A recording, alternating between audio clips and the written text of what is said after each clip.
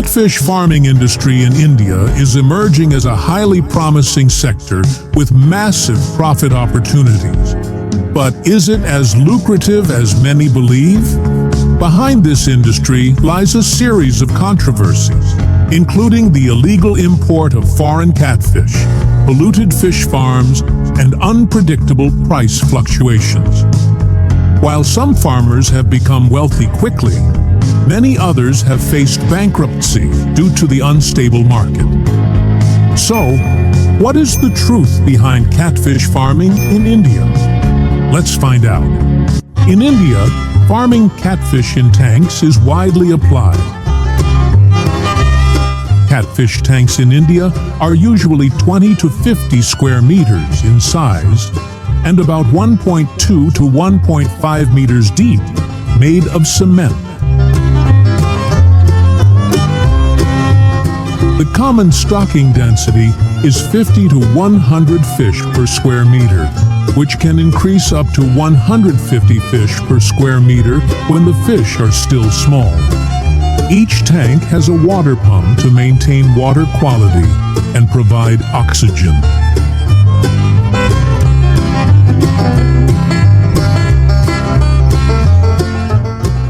The main feed for catfish consists of floating pellets, packed in large bags with a protein content of 30 to 40%, rich in nutrients to support fast growth.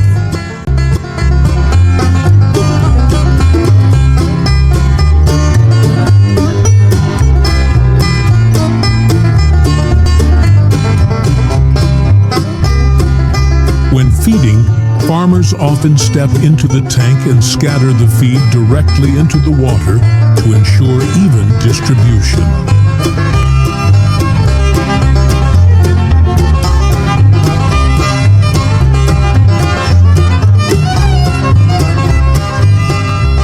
Catfish have a strong feeding behavior, often thrashing the water vigorously, creating waves on the surface when they eat.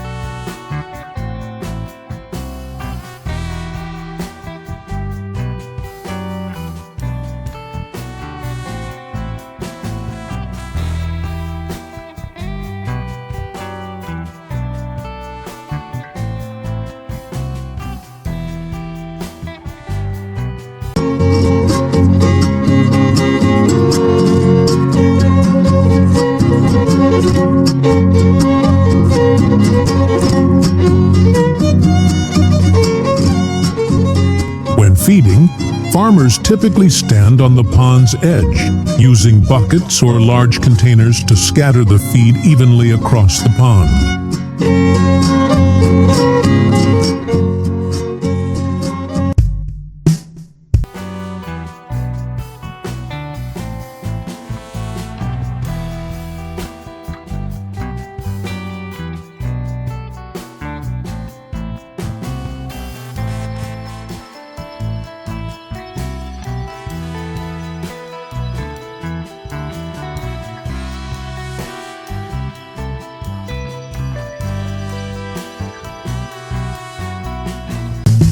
In some cases, they pour entire bags of feed, 20 to 25 kilograms per bag, directly into the water, allowing the fish to gather and feed naturally.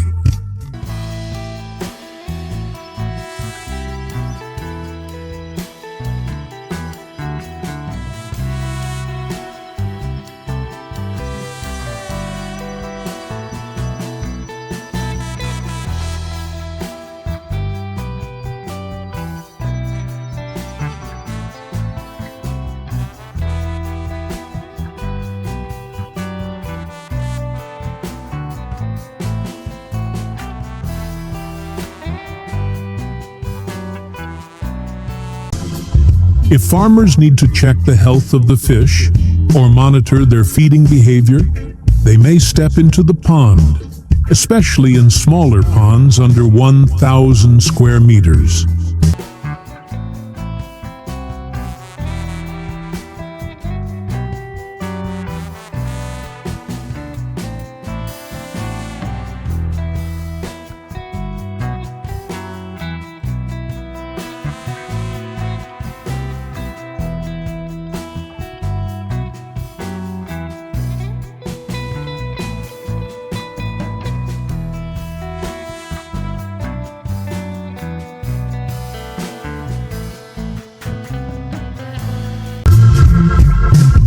Besides floating pellets, which are widely used, they are also fed fresh meat and ground animal organs such as liver, beef intestines, and chicken intestines. Some farmers make use of small fish, crushed snails, or slaughterhouse byproducts, which help reduce costs while providing a rich source of nutrition for the fish.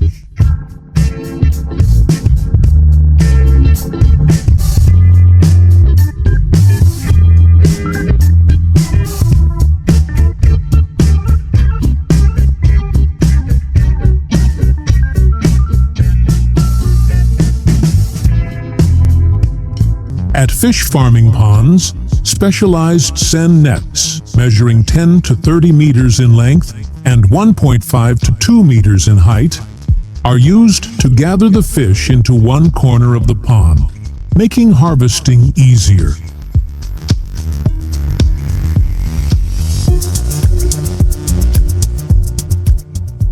Once the net is tightened and the fish are concentrated, farmers use large plastic containers to scoop them up, with each container holding 20 to 30 kilograms of fish.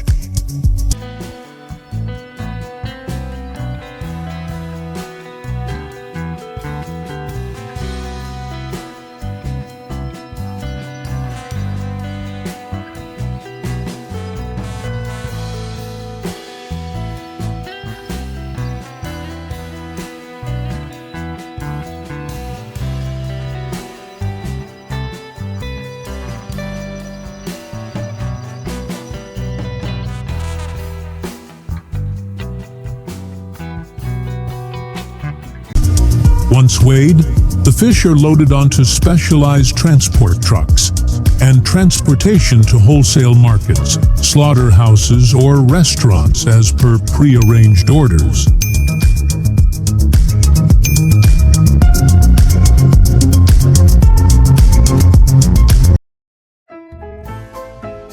Today, we're going to take an in-depth journey into the making of one of our most beloved kitchen staples, condensed milk. From the moment fresh milk is collected from dairy farms to the rich, sweetened condensed milk that ends up in cans, we'll explore every intricate step of this fascinating process. The journey begins with high-quality, fresh milk. Condensed milk is a staple ingredient in kitchens across the globe, with more than 500 million cans consumed annually. It's an essential product used in everything from desserts to beverages. The production of condensed milk spans a long and sophisticated path, blending traditional dairy farming practices with modern, cutting-edge technologies. This path begins far before refrigerators were invented, when techniques were first developed to preserve milk by canning it, keeping it fresh for extended periods, eventually leading to the birth of condensed milk. To produce the milk that's needed for making condensed milk, it's essential to have the right type of milk with optimal taste and texture.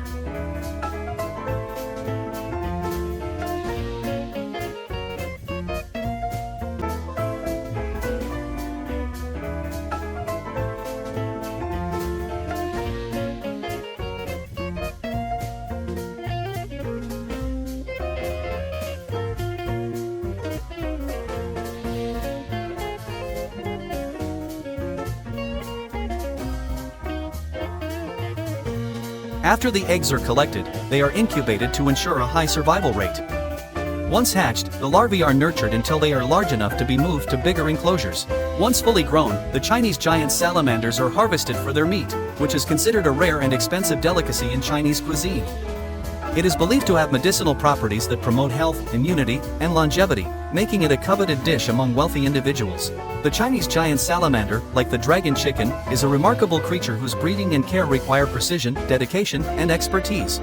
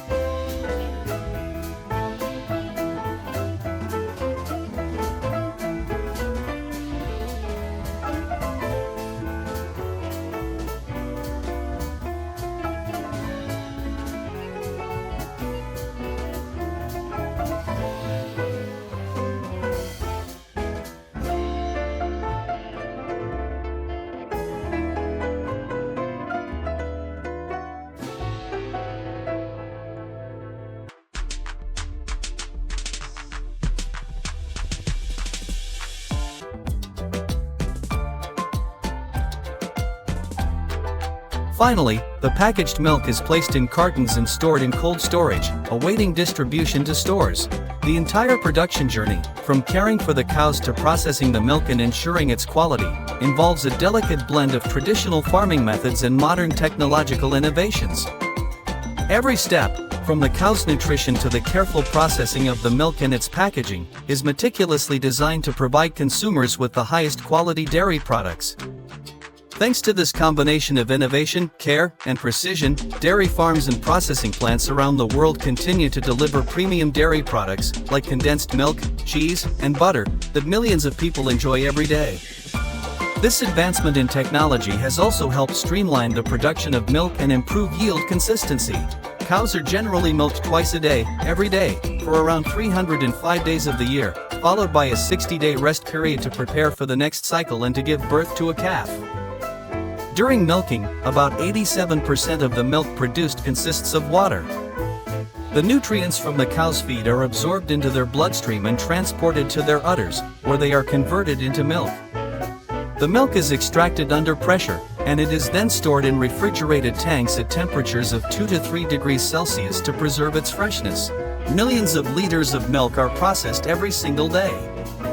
Tanker trucks deliver fresh milk from nearby farms to processing plants, carrying between 1,000 to 10,000 liters at a time. From the moment the milk is collected, it must undergo a series of rigorous quality checks.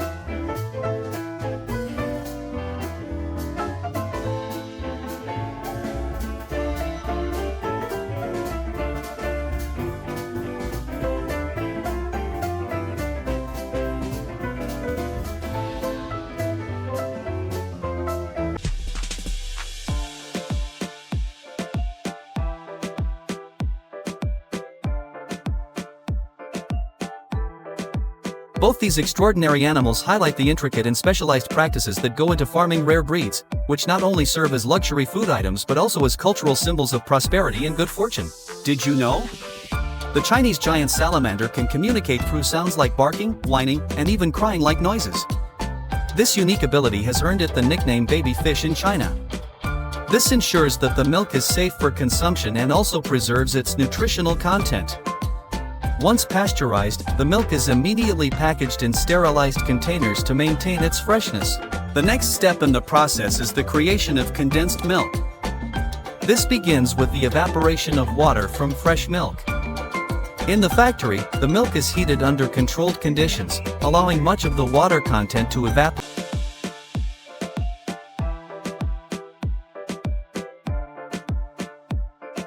These tests ensure the milk is free from contaminants, including antibiotics, and meets strict standards for fat content, salt levels, and other characteristics that affect its quality and safety for consumption. Once the milk passes these tests, it's stored in massive storage tanks, which can hold up to 2 million liters of milk, enough to produce approximately 15 million cans of condensed milk. Here, the milk is kept until it is ready for the next stage. In the laboratory, a sample of milk is tested for density. The process involves measuring a precise amount of milk in a graduated cylinder, then calculating its density by dividing the mass by the volume. This test is important, as the milk's density helps determine its consistency, which is critical for ensuring both the quality and nutritional properties of the final product. After the milk passes density testing, it undergoes pasteurization, a crucial step in ensuring the milk is free from harmful bacteria. Pasteurization involves heating the milk to a temperature of 75 degrees Celsius for 20 seconds, which kills 99.9% of bacteria. These are the outward signs of superior.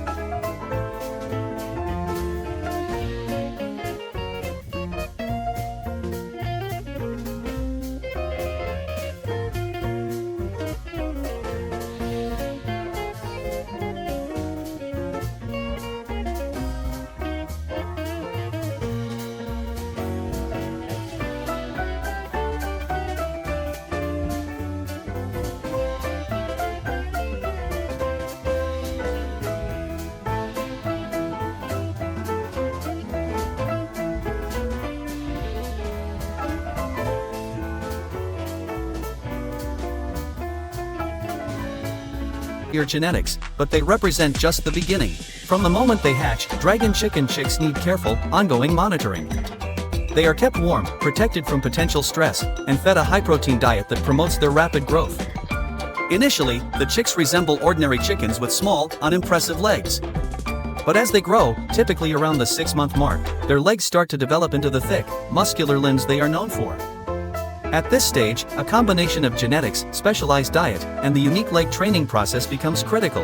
The special diet that fuels their growth. The development of the dragon chicken's enormous legs requires a highly curated, nutrient-rich diet. Unlike regular chickens, these birds are fed a special high-protein diet composed of soybean meal, fish meal, and herbal supplements. These ingredients are key to promoting muscle mass, strengthening bones, and supporting overall health.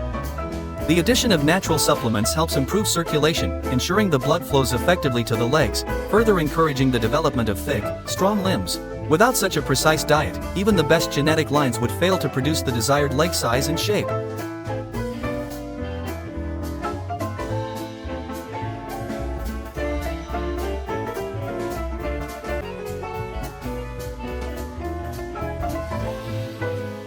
Despite its large size, it is a delicate creature that requires pristine conditions to thrive. These salamanders are carnivorous and need a protein-rich diet that includes small fish, worms, and specially formulated pellets. Additionally, they need access to clean, cold water that mimics their natural habitat in freshwater streams and caves. Due to their sensitivity to water quality, farmers must maintain strict control over the water conditions to prevent stress and ensure healthy growth. Breeding these salamanders is an intricate process. During mating season, temperature and water conditions must be carefully regulated to encourage successful reproduction.